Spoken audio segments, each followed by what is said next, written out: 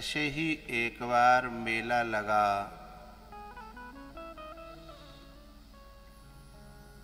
प्रयागराज कुंभ में, और उस मेला में बड़े बड़े संत महात्मा, अभी शांति रहने दो, बड़े बड़े संत महात्मा, जब चौपाई की बात आए तो देना, उस मेला में आए। और जब मेला पूरा हुआ, हॉल कम करो, तो संत महात्मा सब जाने लगे। तो भरद्वाज जी महाराज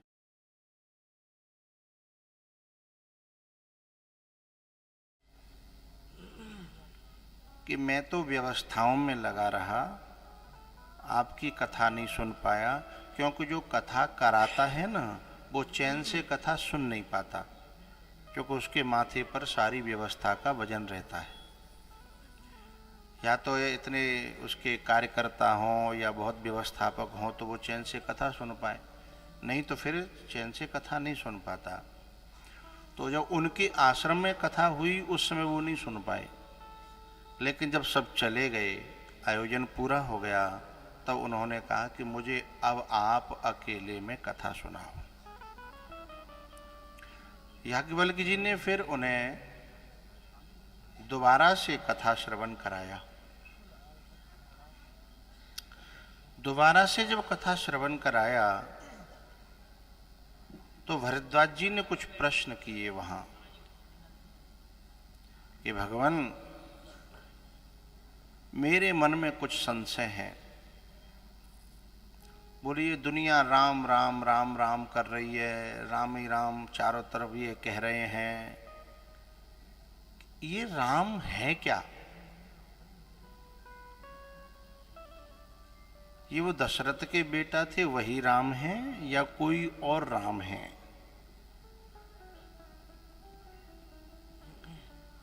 मुझे इसके बारे में बताइए। तब याज्ञवल्क्य जी कहते हैं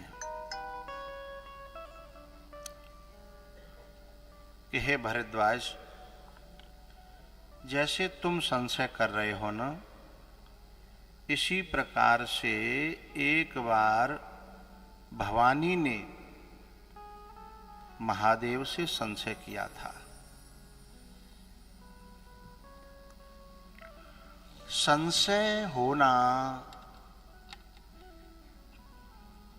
बुरी बात नहीं है, पर संशय परमात्मा में हो तो गुरु समाप्त कर देगा, पर संशय गुरु में ही हो जाए तो फिर समाप्त करने वाला कोई नहीं होता।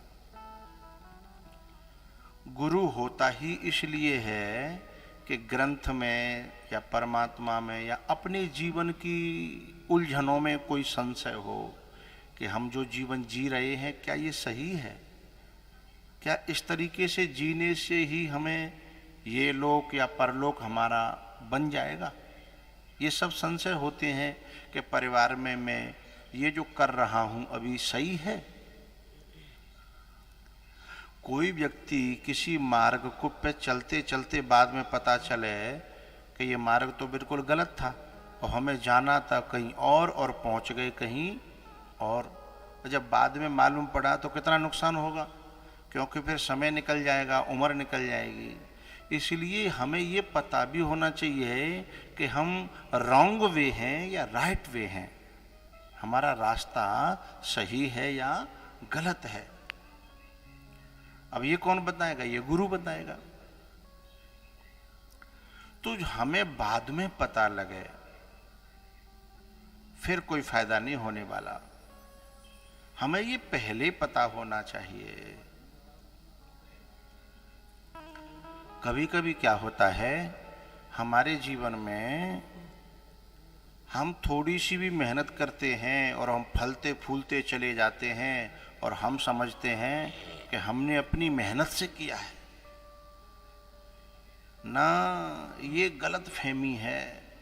मेहनत करना अच्छी बात है, पुरुषार्थ करना अच्छी बात है।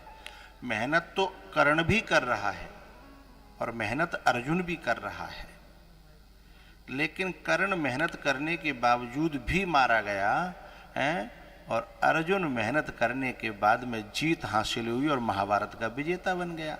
बात समझ में आ रही है? मेहनत हमारी फल दे रही है, ये कभी नहीं मानना चाहिए। कहीं न कहीं हमारा पहले जन्म का किया हुआ कोई शुभ कर्म है, कोई धर्म है, पहले करके धरे आए हैं, इसलिए नए काम में हाथ डालते हैं तो हम फलते फूलते चले जाते हैं। तो हमारा पहले का किया हुआ धर्म, पुण्य, दान, शुभ कर्म, ये सब काम आ रहे हैं, वो तो एक बहाना है। भगवान अर्जुन से कहते हैं गीता में कि तू तो केवल बाण पकड़ ले और धनुष पर रख ले और छोड़ दे, बाकी बाण से किसको मारना है ये जिम्मेदारी मेरी है, मैं अपने आप बाण को पकड़ करके वहीं ले जाऊंगा। ये बात अर्जुन को कब पता चली पता है? जब भगवान श्री कृष्ण इस धराधाम को छोड़ के चले गए और भगवान ने कहा अर्जुन से, अभी साउंड में और शांति करो, भगवान ने कहा अर्जुन से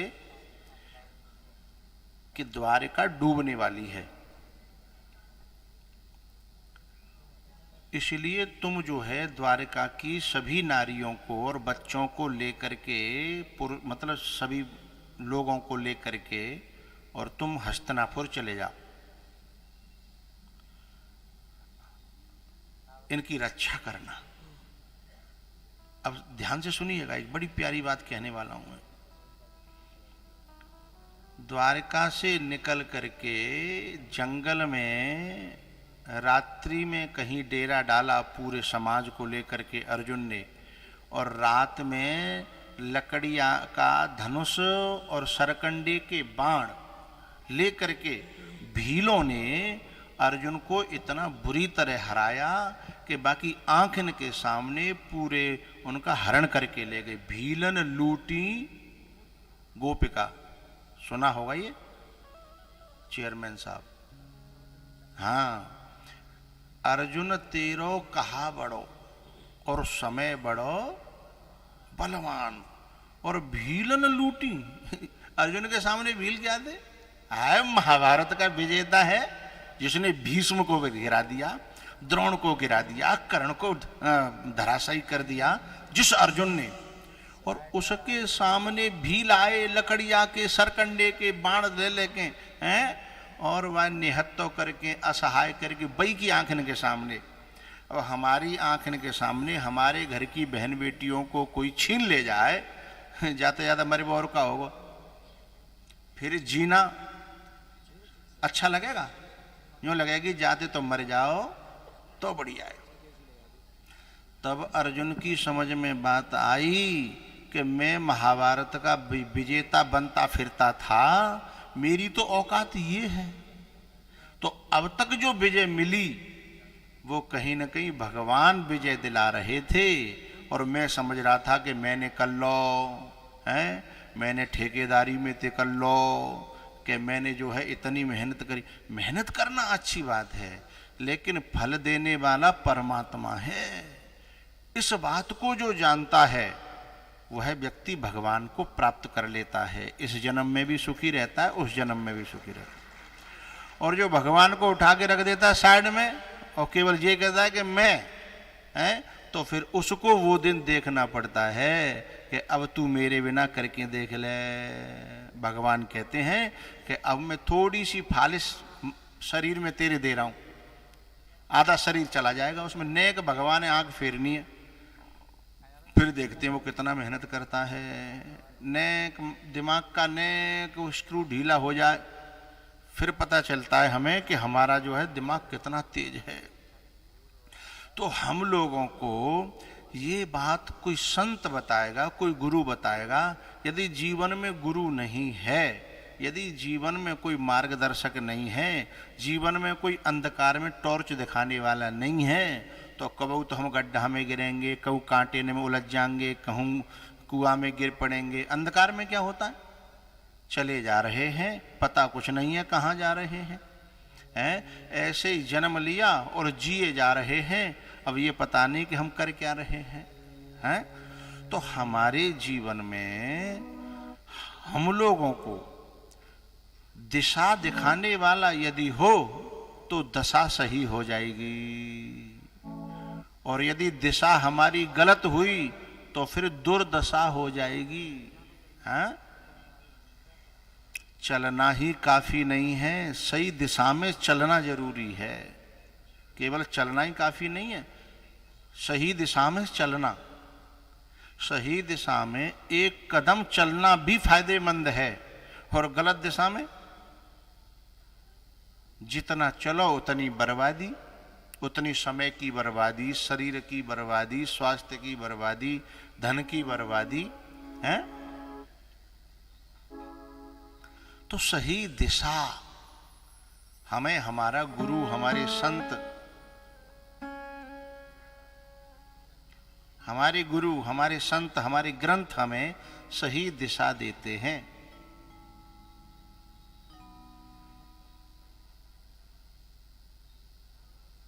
तो बात चली कि अर्जुन को जब ये पता चला कि मेरी विजय के पीछे यत्र योगेश्वरः कृष्णो यत्र पार्थो धनुर्धरः तत्र श्री विजयो ध्रुवानीतिर्मतिर्मम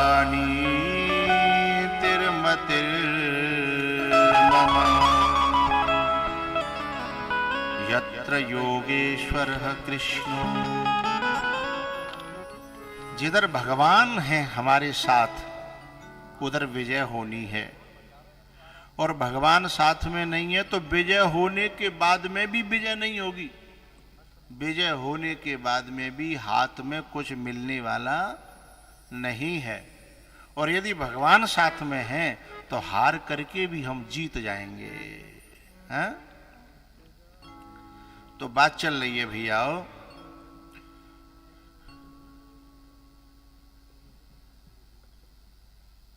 शंकर भगवान जो याज्ञवल्क्य और भरद्वाज जी के संवाद में उन्होंने कहा कि जैसे तुमने संशय किया है राम को जानने के लिए, तो संशय होना कोई बुरी बात नहीं है, पर संशय होने के बाद सही दिशा मिल जाना।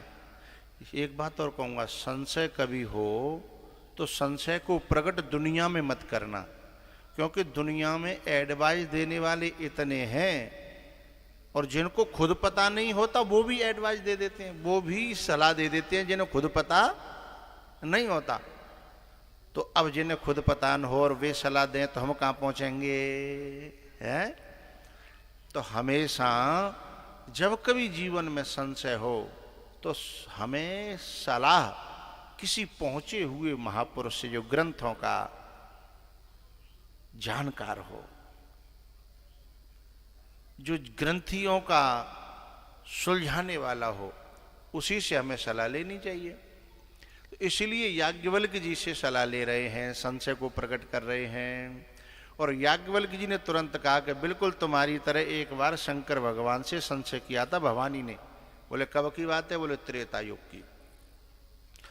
बोले त्रेता युग में कथा सुनने के लिए शंकर भगवान गए अपनी पत्नी सती को लेकर के अगस्त्य जी के यहाँ। लेकिन हुआ क्या,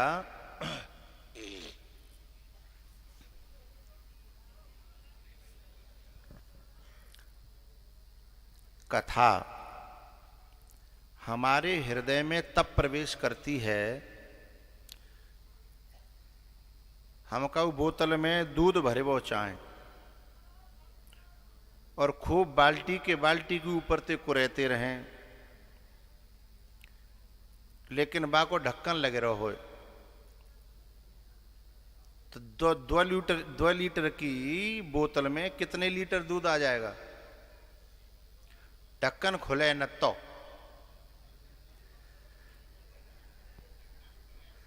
समझ गए ना? एक बूंद नहीं आएगा, चाहे पूरे दिन लगाते रहे हम, है ना?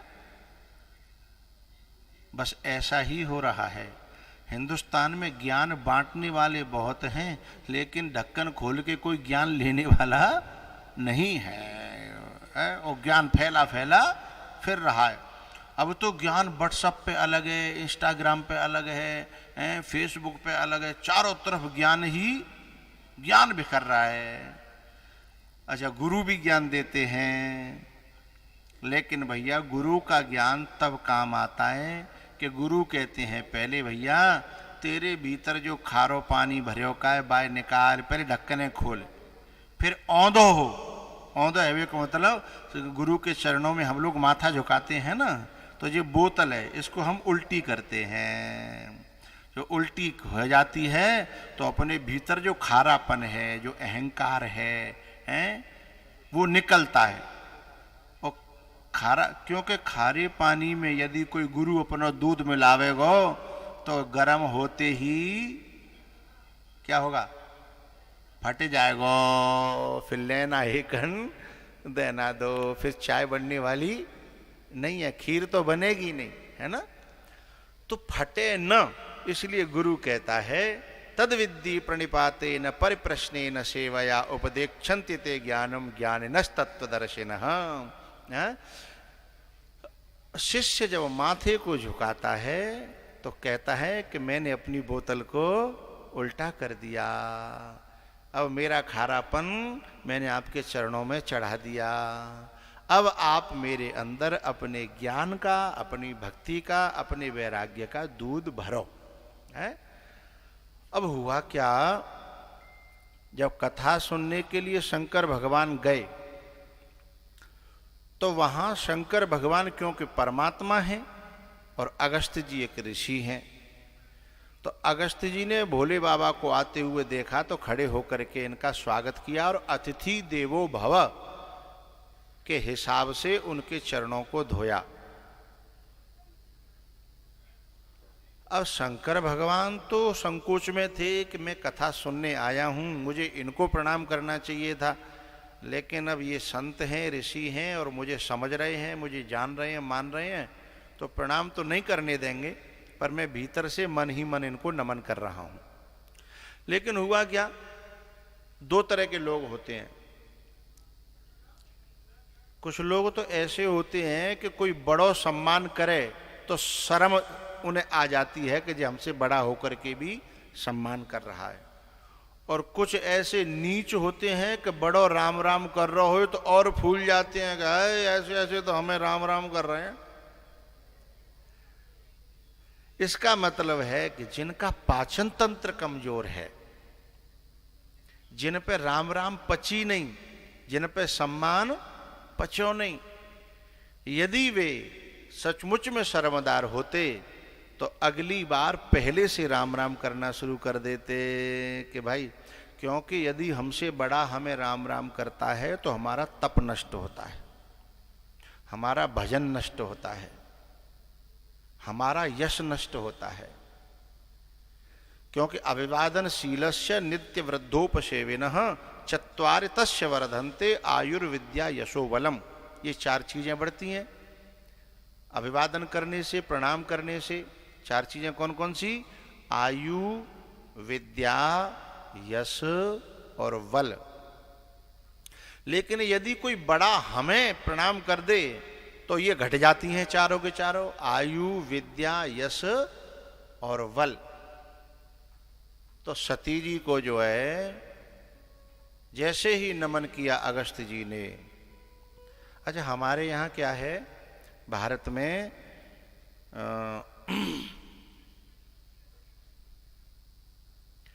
यदि कोई व्यक्ति मास्टर हो जाए और पत्नी बिना पढ़ी लिखी हो, लेकिन फिर भी मास्टर के लिए ब्याही है तो नाम पड़ जाएगा मास्टरनी, है ना? और डॉक्टर को ब्याही हो, चाहे भले ही नहीं जाने के पैरासीटामोल क्या होता है, हैं? लेकिन नाम पड़ जाएगा डॉक्टरनी। है ना? बोलते नहीं हो तुम लोग। डॉक्टर को ब्याई हो तो क्या नाम पड़ेगा? हाँ, ऐसे बोलो करो। और यदि कोई नारी डाकिया के लिए ब्याई हो तो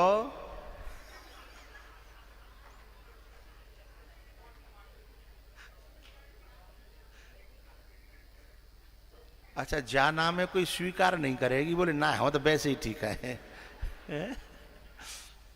मास्टर नहीं स्वीकार कर लेगी, डॉक्टर नहीं स्वीकार कर लेगी, यदि डाकिया की होगी तो बोले ना है, जाए हमें रहने दो, है?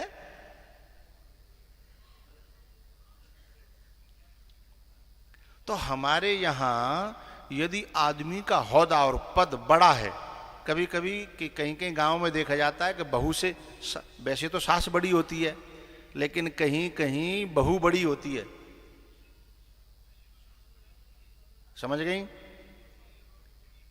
सायने में कोई सास है, सायने में ओहदा में कोई सास है, लेकिन बाकी उम्र कम है। ससुर को ब्याह बाद में भयो और बहू को, छोरा को पहले है ना। जा गांव में साहब जे जिनके बाबा लगते पर ब्याह भयो बहुत बाद में, तो बहू है बड़ी और सास है छोटी। तो हमारे यहाँ ओहदा जो होता है ना, तो बहू भले ही उम्र में बड़ी होए लेकिन सास के भाई पांव लगने, अब वो लगवावे नहीं, वो अलग बात है कि ना रहने दे, तुम उम्र की बड़ी हो, हैं तो ना ही कर दे, वो अलग बात है। लेकिन नियम के अनुसार भाई पांव लगने झुकनो तो पड़ेगो, है ना। तो ऐसे ही शंकर भगवान के साथ में सती गई ना, तो सती जी पूजा के लायक नहीं थी। बोले क्यों? पूजा के लायक वो होता है जो अहंकार शून्य हो। बात समझ में आ रही? अहंकार शून्य होता है वो पूजा के लायक होता है।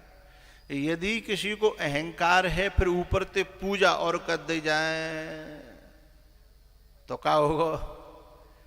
मामलो गड़बड़ होगा कि नहीं होगा?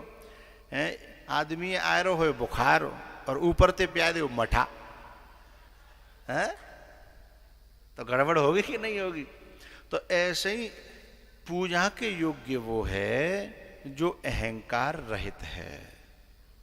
जो अहंकार से भरा हुआ है वो पूजा के योग्य। इसलिए भगवान को देखना, चाहे रामायण में चाहे भागवत में, जिन जिन को अहंकार हुआ भगवान ने उनकी पूजा बंद कराई।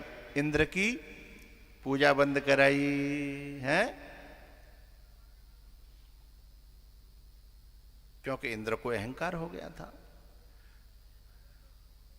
तो पूजा के योग्य वो है जो अहंकार शून्य है, अहंकार रहित है, वो पूजा के योग्य है।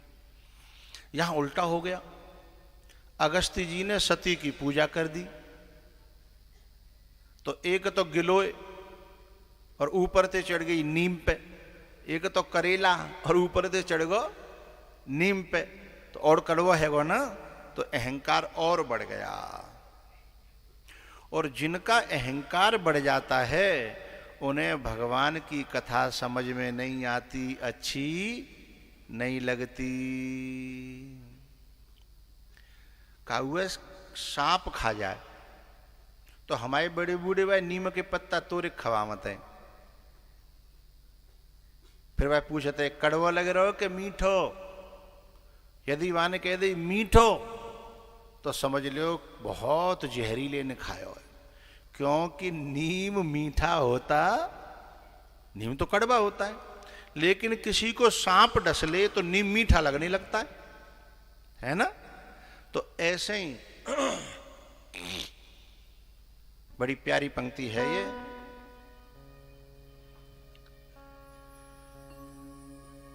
सर्प डस्यो ताहे जानियो, जो नीम स्वाद सो खाए। सर्प डस्यो ताहे जानियो, जो नीम स्वाद सो खाए। कर्म डस्यो तहे जानियो, जाहे हरि चर्चा न सुहाय, हरि चर्चा न सुहाय।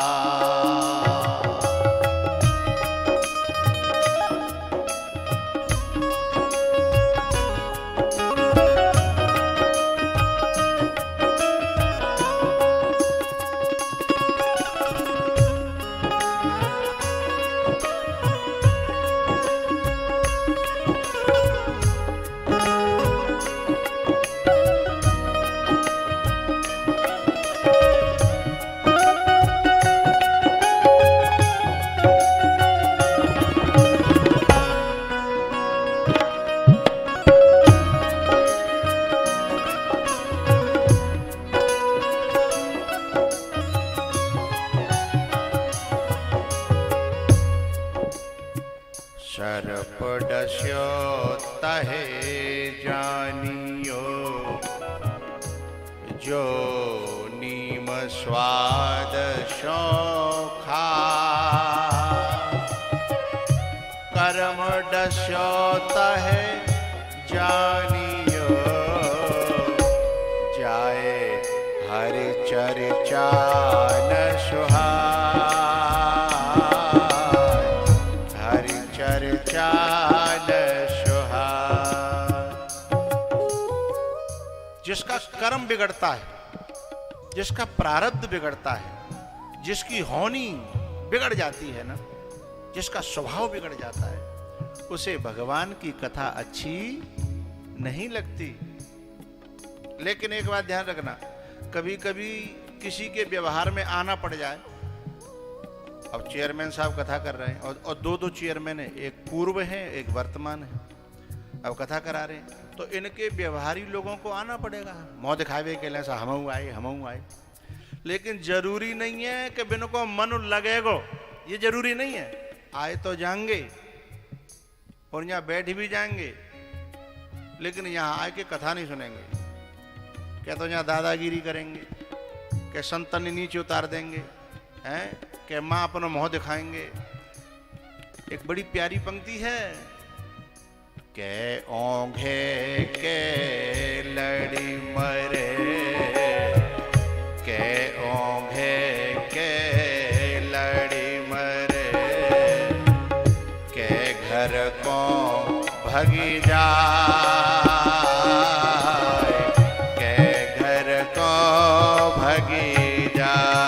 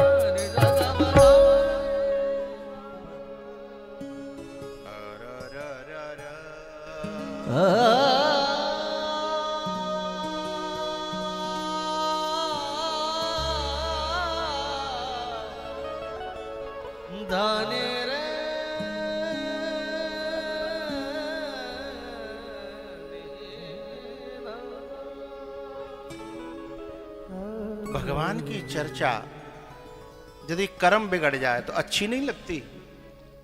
या तो यहाँ करके वो ऊधम करेगा, लड़ेगा या झगड़ेगा, या नींद आ जाएगी, और नहीं तो फिर कछू नहीं हो तो वह जाते उठ के भागनो, कोई न कोई बहाना लग जाएगा, चला जाएगा वो। ये चर्चा तो उन्हीं को अच्छी लगती है जिनका कर्म अच्छा हो जाए, स्वभाव अच्छा हो जाए, भगवान की कृपा हो जाए, हैं?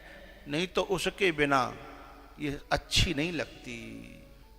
देखो, जिनको ये कथा अच्छी लगती हो ना, वो कन्फर्म समझना कि हम पे कोई न कोई भगवान की कृपा है, कोई न कोई काउ न काउ जन्म में हम पे कोई कर्म अच्छो बने हुए, ताते हमें कथा अच्छी लग रही है, संत अच्छे लग रहे हैं, और हमें कथा सुनवे को मौको ठाकुर जी ने दया है, ये कन्फर्म समझ लेना।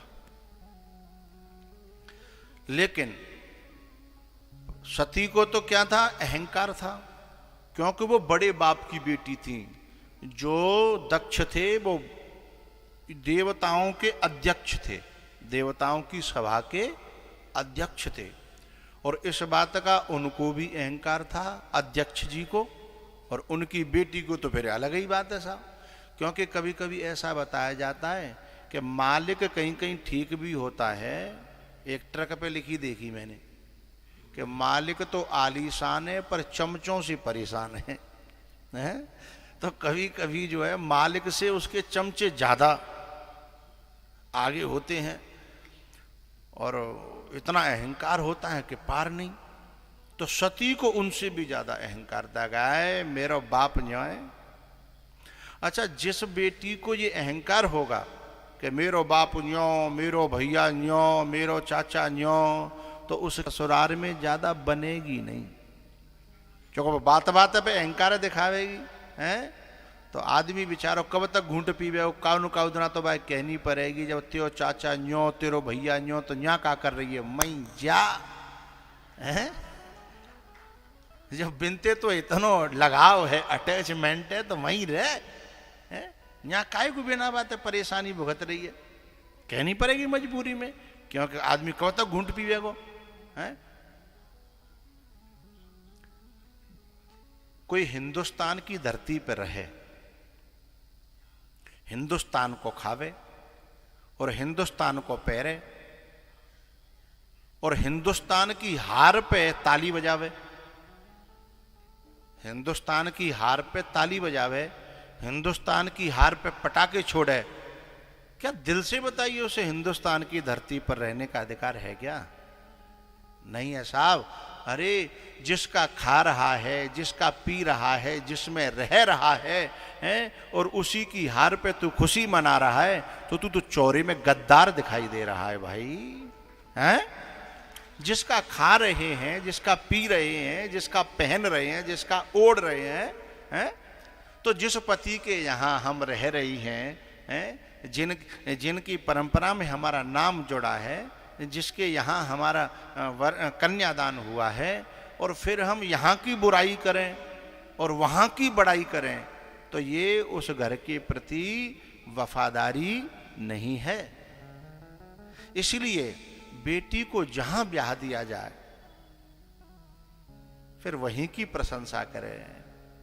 भलो है बुरो है जैसो भी है, मेरा पति मेरा देवता है, मेरी ससुराल जैसी भी है। भाई वो तो अपने कर्मन से मिलेगी ना। बहुत से ऐसे होते हैं कि वो बहुत बड़े घराने में डारे आए और अपने कर्मन थे, अब जन्म को अपनो कर्म भाग्य वैसो रहेगा, बहुत नीचे आ गए, झोंपड़ी नहीं रही, खेतों बिक गए हैं। और कभी कभी ऐसा होता है कि बाप तो झोंपड़ी में डारे के आयो हैं, लेकिन अपने भाग्यते कर्मते हैं, अपनी साधनाते, और बाकी ठाट बाट है गए। तो ये तो अपना जीवन का कर्म है ना, इसमें कोई किसी का बाप क्या कर देगा, कुछ नहीं कर पाएगा। तो इसलिए जहां हमारा विवाह हुआ, जिस घर में जैसा भी है, हमें उसी की प्रशंसा करनी चाहिए, उसी को मानना चाहिए, उसी को पूजना चाहिए। लेकिन सती रहती यहां है, खाती यहां है, और बजाती वहां की हर समय है। न कोई बात चले, बहुत सी माताएं हैं ना, बात बात पे घुमा फिरा के अपने मायके की बात छेड़ देंगी। कोई भी घटना होए, कोई भी काम होए, ये आदत बहुत गलत है। जिस समय कन्यादान हो जाए तो बेटी को वहां की चर्चा वहीं छोड़ देनी चाहिए, यहाँ की चर्चा शुरू करनी चाहिए। सती ने ऐसा किया नहीं।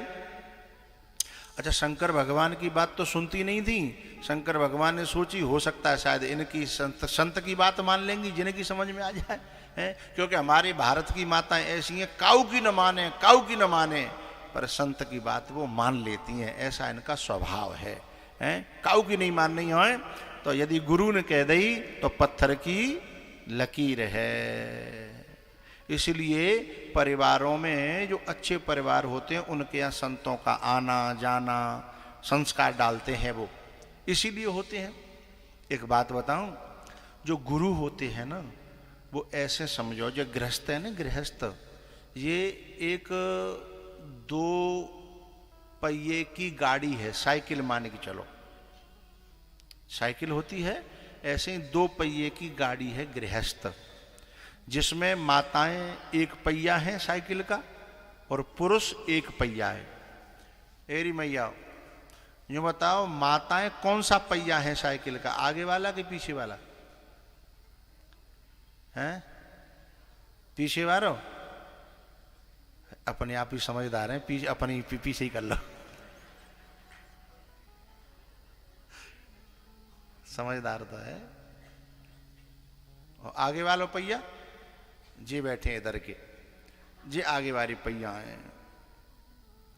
लेकिन तुमने जो पहिया चुनो है ना वो सही है, सबसे ज्यादा वजन तो पीछे वाले पहिए, सीट को वजन, कैरियर को वजन और कट्टा धद्दे आटे को तो पीछे वाले पहिए।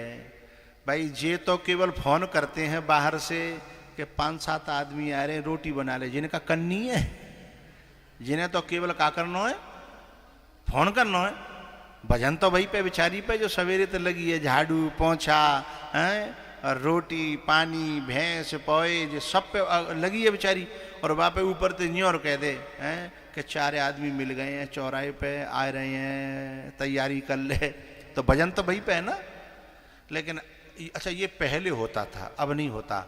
अब तो माताएं उधर से कॉल पे कहती हैं, यदि वो कहे ना कि 4 आदमी मिल गए लेके आ रहा हूं, तो तुरंत कहेगी इस रूट की सभी लाइनें व्यस्त हैं,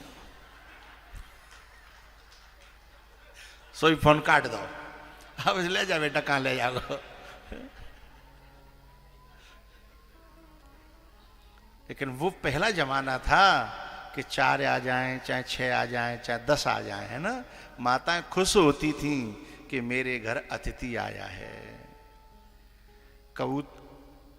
कबूतरों को चुगाने से, चींटियों को चुगाने से, अतिथियों को चुगाने से आदमी ऊपर बढ़ता है, ये पहले माताएं जानती थीं। पहली बड़ी बूढ़ी मैंने देखी कि चींटियों को सुबह कुछ चुगा करके तब रोटी, स्वयं जो है रोटी खाती थी।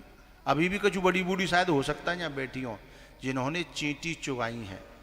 कोई है का एक आध हाथ खड़े करें जो चींटी चुगाई है जिन्होंने, ऊपर ने सीधे हाथ करो, मैं देखना चाहता हूं।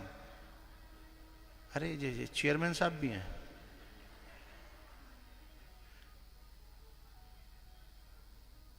एक बार इन लोगों के लिए जोरदार तालियां बजाइए। ये हमारे देश की परंपरा है कि पहले किसी को टूका निकालना है और फिर अपने पेट में डालना।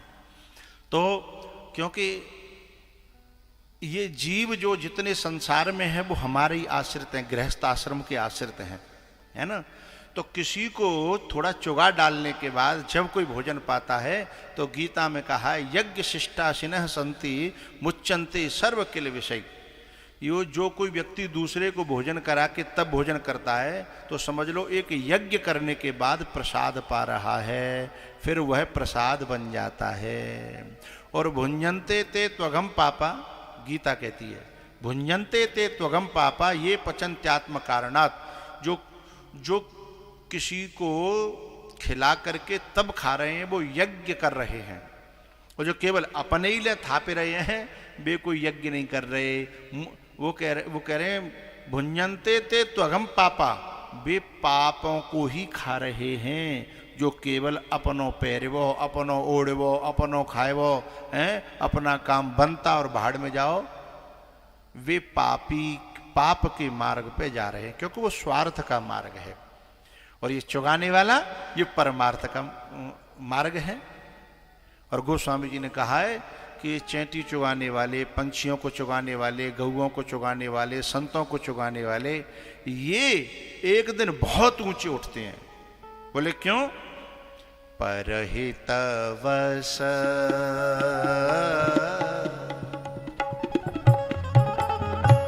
परहित वस जिनके मन माही, तिन कहूँ जग दुर्लभ कछु नाही।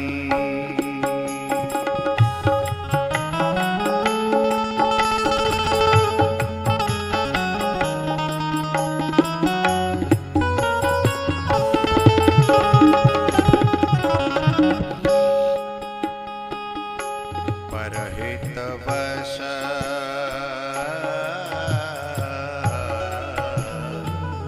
परहित वस जिनके मन माही, तिन कहूँ जग दुर्लभ कछु नाही।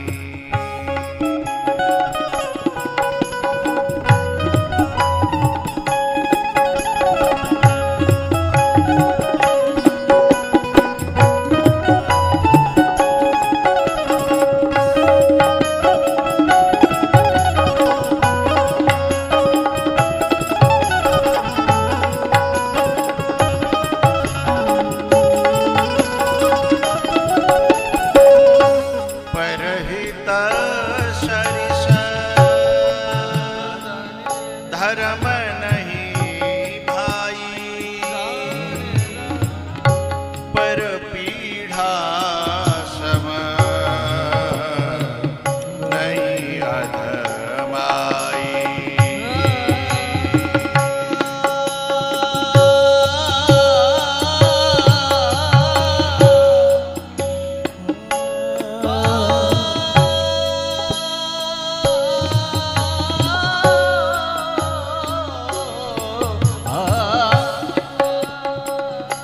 परहित सरिस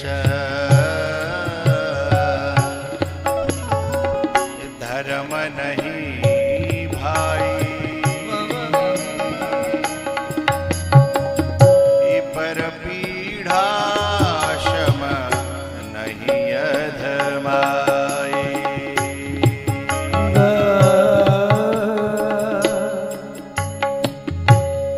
पदमा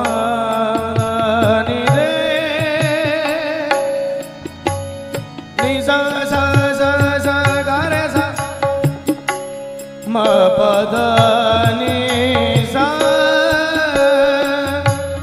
पदम परि मग ध नि सा।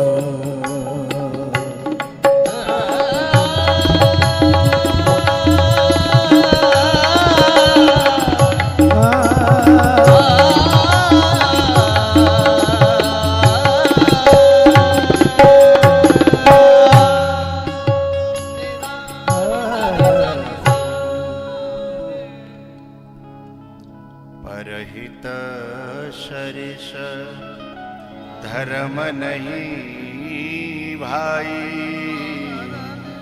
पर पीढ़ा शम नहीं अधमा। साइकिल का पीछे वाला पहिया सबसे ज्यादा वजन लेता है और सबसे ज्यादा बंधन होते हैं उसके ऊपर, और पूरी साइकिल को ढकेलता भी वही है, पीछे वाला पहिया। हाँ या ना तो करो करो।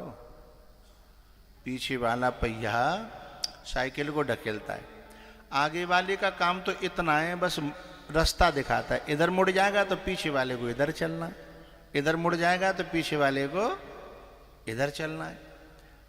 बाकी पूरी गृहस्थी को ढकेलना, पूरी गृहस्थी के भजन को लेके चलना पीछे वाले पहिए का यानी माताओं का काम है। लेकिन क्या होता है, यदि गाड़ी चलते चलते साइकिल कभी किसी गड्ढे में गिर जाए तो पहिए में टेढ़ापन आ जाता है। और कभी कभी दोनों पहियों में टेढ़ापन आ जाता है। क्यों भैया? तो जब टेढ़ापन आ जाता है तो कहाँ ले जाते? मिस्त्री के पास, है ना? आपने तो साइकिल चलाई होगी खूब, ना चलाई?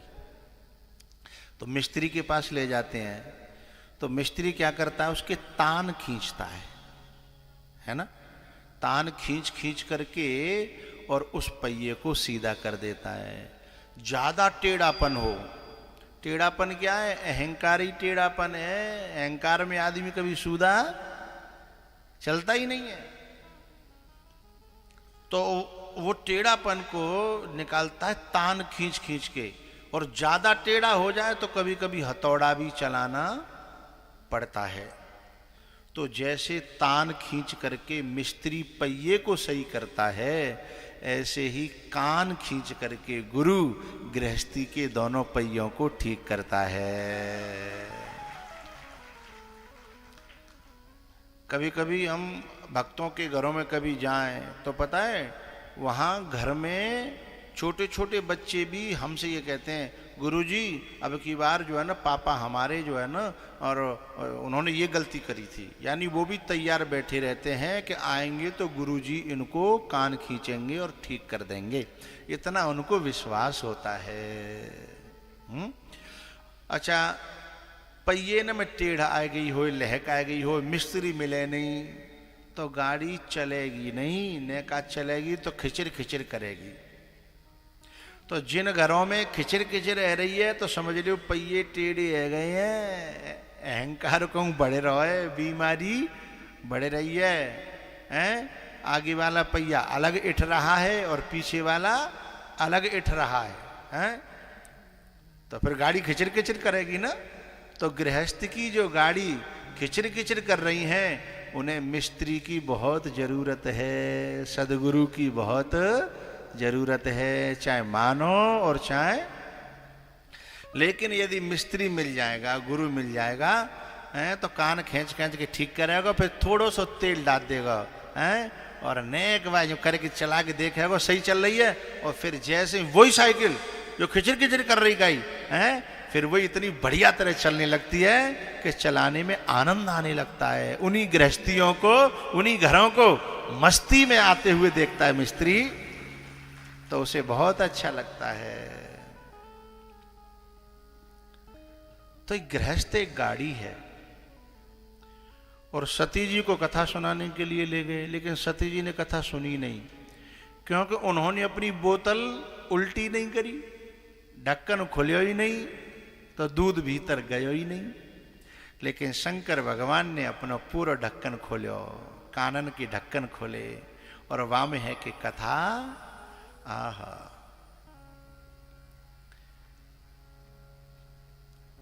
प्रथम भगते संतन कर संगा, दूसरी रते मम कथा प्रसंगा। पहली भक्ति संतों से मिलने गए, दूसरी भक्ति कथा सुनने लगे। तो जो कथा सुनने आता है उसकी दो भक्तियां उसी क्षण शुरू हो जाती हैं। प्रथम भगते संतन कर संगा, दूसरी रते मम कथा प्रसंगा।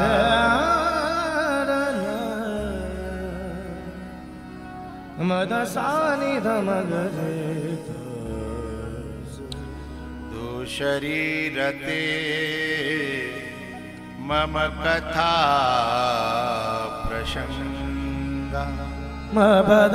मदसानि जरे सदा मपदमगरे। कथा पूरी जब हुई, शंकर भगवान जब विदा मांगने लगे और विदा होकर के लौट रहे थे, आप सभी बड़े अच्छे श्रोता हैं, बड़ी शांति से और बड़े ध्यान से एकाग्रता से सुन रहे हैं, तो मुझे भी सुनाने में अच्छा लग रहा है।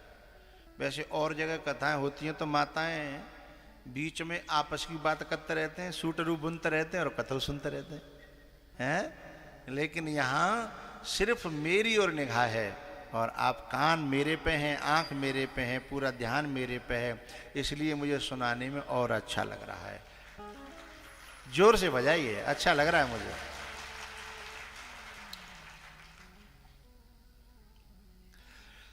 जब कथा सुन के लौटें तो कथा सुनना हमारा सफल कब होता है कि जिसकी चर्चा सुनी है उसके दर्शन का मन होने लगे। जिसकी चर्चा सुनी है उसके दर्शन करने का मन होने लगे और सृष्टि का मिथ्यात्व समझ में आवे और सृष्टा की वास्तविकता समझ में आवे। सृष्टा माने परमात्मा और सृष्टि माने नकली दुनिया। नकली दुनिया जो केवल दिखती है नहीं। बोले कैसे नहीं है और कैसे दिखती है? एक सरोवर था, उसके किनारे आम का पेड़ था और नीचे है कि एक आदमी जा रहा हो और पके पके मई जून में आम लगते हैं, तो पके पके आम लग रहे, तो वहां ने पानी में जब वे आम देखे, मेरी भाषा समझना, पानी में तो आम देखे और कूद पड़ो, तो यूं बताओ आम मिलेंगे भाई? नहीं मिलेंगे ना, क्योंकि वहां केवल दिख रहे हैं नहीं। हाँ या ना बोलो? केवल दिख रहे हैं नहीं। अब वो खूब माने हाथ पांव फेंके और नीचे तक डोल आयो और ऊपर आके फिर बैठ को पारे पे, पानी फिर शांत भयो, नेक नेक नेक नेक फिर दिखन लगे। अब वो सिर खुजाता है कि दिख तो रहे हैं पर मिल नहीं रहे।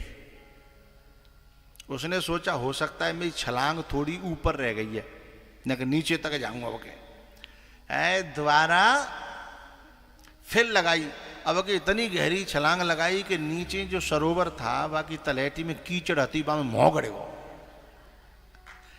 तो मोह में कीचड़ तो घुस गई पर आम।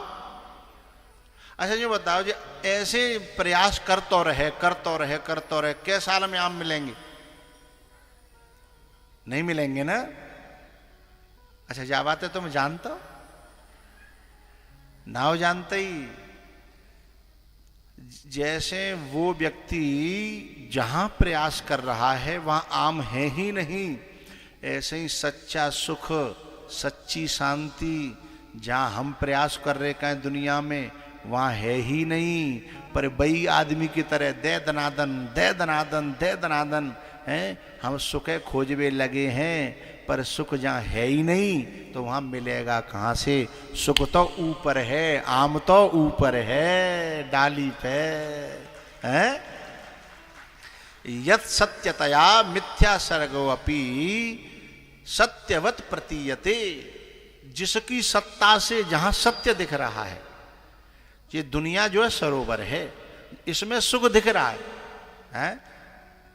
हमारे चेयरमैन साहब जो है ना, जिस समय ब्याह नहीं भय होगा तब तो सोच रहे ब्याह हो जाएगा तो आनंद आवेगा जीवन में बस। फिर सोचियो कि बालक है जाए, बोले फिर आनंद है, बोले बालक करवे खावे ला के है जाए फिर आनंद है। लेकिन सच्चा सुख जिसमें कभी दुख ना आवे है, ऐसा सुख अभी तक मिला नहीं है। खूब प्लॉट काट दे, कॉलोनी काट दें, जेसीबी की दुकानें खोल दें, भगवान की कृपा से खूब सब कछु है, लेकिन सच्चा सुख अभी तो मिला नहीं है। लेकिन अभी डोल रहे हैं और ने कहा तो कुछ और करके डुबकी लगा के देखें आप सरोवर में, शायद अब के ना है तो अब के मिल जाए। लेकिन ध्यान रखना, सत हरि भजन। लेकिन अब के जो डुबकी लग रही है ना, ये सही निर्णय है। इस रास्ते पे जाकर के हम अब तक दुनिया में ढूंढ रहे थे, लेकिन अब हम ऊपर की ओर ढूंढने लगे हैं। तो ऊपर की ओर ढूंढेंगे तो शायद सच्चा सुख मिलेगा। उमा कहो में अनुभव अपना सत हरि भजन जगत सब सपना। ई कर देखे सब करम गुसाई सुखी न भयऊ अवै की नाई। सुखी न भयऊ अवै की नाई। एक बात बताऊं, किसी भूखे को भोजन करा देना धर्म है, अच्छी बात है, लेकिन उस भूखे की भूख बुझ जाएगी 8 घंटा, ज़्यादा ज़्यादा 12 घंटा, ज़्यादा करो तो 24 घंटा भूख फिर लगनी है ना। का वो कपड़ा दे दोगे तो बाकी ठंड चली जाएगी, ठीक है, एक पुण्य है, छोटा सा धर्म का काम है, लेकिन सच्चा सुख तो भगवान की कथा से मिलता है। जो स्वरूप का बोध होता है, आत्मा का ज्ञान होता है, परमात्मा की प्राप्ति होती है, तो सच्चा सुख प्राप्त होता है। ये छोटे छोटे सुख भी अच्छे हैं, देने चाहिए, लेकिन जब कोई भागवत की या राम की कथा कराता है तो सारे समाज को वो परमात्मा की ओर मोड़ देता है, जहां सच्चा सुख प्राप्त होता है।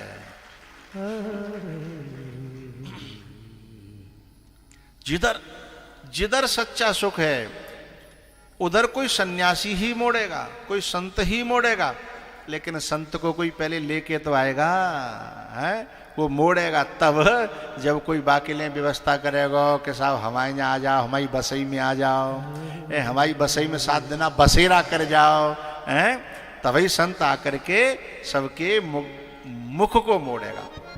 जैसे वो ढूंढ रहा था ना पानी में, एक सन्यासी आए, उन्होंने कहा क्या कर रहे हो भैया? बोले बाबा जिसमें आम देख रहा हूँ और हर बेट डुबकी लगातू तो मुझे हाथ ना पड़ रहे हैं। बोले बेटा जहाँ है वहाँ कोशिश करो, जहाँ है ही नहीं। बोले कहाँ है? तो सन्यासी ने उसका मुंह पकड़ के ऊपर कर दिया। बोले देखो ऊपर डाली पे।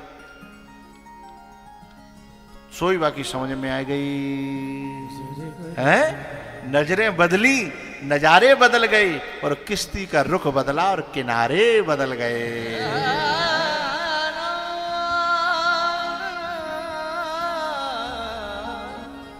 जो सुख पायो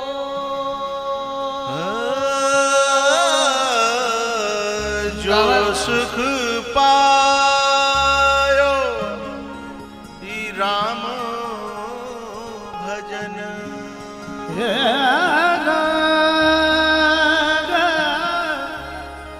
सरे ग पद सा पद इस संसार में सुख होता तो महात्मा बुद्ध राजपाट को छोड़ करके नहीं जाते। संसार में सुख होता तो मनु और शत्रुपा इस संसार को छोड़ के नहीं जाते। इस संसार में सुख होता तो बड़े बड़े ऋषि मुनि, विश्वामित्र जी महाराज ठोकर मारे आए हैं और परमात्मा की शरण चले गए। बड़े बड़े योगी यति हैं, क्योंकि उन्होंने देख लिया। महात्मा बुद्ध के जो पिताजी थे ना, वो कहते ओ बुद्धू, ये मैंने बड़ी मुश्किल से जोड़ा है, इसे ठोकर मार के जाएगा, पछताएगा। लेकिन बुद्ध कहते हैं कि जो तुमने जोड़ा है ना, उसमें आपने भी अपना जीवन नष्ट कर दिया और आपके बाप दादाओं ने भी जीवन नष्ट कर दिया, लेकिन मैं उसको पाना चाहता हूं जिसने ये जीवन दिया है, उसे खोजना चाहता हूं, जिसे पाने के बाद फिर कुछ पाना बाकी नहीं रहता।